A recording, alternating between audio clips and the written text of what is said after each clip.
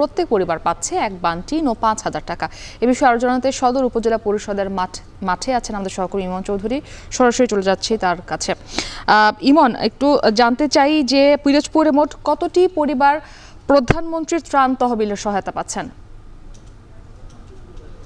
মুফতি, আপনি জানেন যে গত মাসে যে ঘূর্ণিঝড় রিমাল এসেছিল, এই রিমালে কিন্তু এই উপকূলীয় অঞ্চলে ব্যাপক ধ্বংসযজ্ঞ চালায়। এখানে কিন্তু আমরা দেখতে পেয়েছি প্রায় শত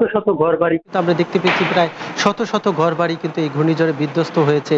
এই ঘূর্ণিঝড়ে কিন্তু এখনো অসংখ্য মানুষ কিন্তু মানে অনেক কষ্টে আসলে দিন যাপন করছেন। তাদের কিন্তু আশ্রয়স্থল সেটি কিন্তু ঘূর্ণিঝড়ে ক্ষতিগ্রস্ত হয়েছে। তো সরকারি যে সহযোগিতার কথা বললেন, আমাদের পিরোজপুরে প্রায় 600, সদর উপজেলায় প্রায় 600 পরিবারকে কিন্তু একবার টিন এবং সেই টিন লাগানোর জন্য যে খরচ 5,000 টাকা, সেটি কিন্তু প্রধানমন্ত্রী ত্রাণ তহবিল থেকে দেওয়া হবে।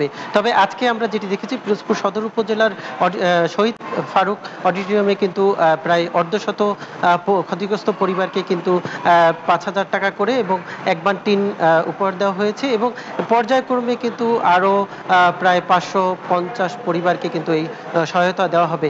এই প্রধানমন্ত্রীর আর্থিক সহায়তা পেয়ে কিন্তু আসলে ক্ষতিগ্রস্ত পরিবারগুলো অনেক খুশি। তারা বলছেন যে আসলে কিছুটা হলেও কিন্তু এই সহায়তা তাদের কাজে লাগবে।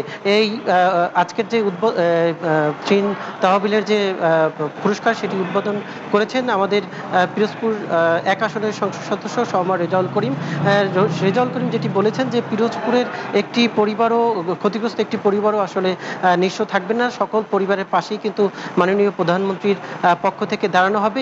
সেই কারণে কিন্তু প্রত্যেকটি গ্রামে গ্রামে কিন্তু লিস্ট করা হচ্ছে যে পরিবারগুলো ব্যাপকভাবে ক্ষতিগ্রস্ত হয়েছে, তাদের ছবি সহ কিন্তু এই লিস্ট করে তারা কিন্তু আসলে একটি তালিকা করে সবাইকে সেই ক্ষতিগ্রস্ত যে সহায়তা সেটি কিন্তু দেওয়া হচ্ছে। আমরা এটি দেখতে পাচ্ছি আজকে সকাল ঠিক 10:30টার দিকে কিন্তু প্রত্যেক পরিবারকে একবার টিন এবং 5,000 টাকা করে হাতে তুলে দেওয়া হয়েছে এবং সেটি কিন্তু এখনো পর্যায়ক্রমে বিতরণ করা হচ্ছে। এই ছিল আমার কাছে সর্বশেষ। মুক্তি। ধন্যবাদ ইমন আপনাকে। পিরোজপুর সদর উপজেলা পরিষদ মিলনায়তন থেকে যুক্ত ছিলেন সহকর্মী ইমন।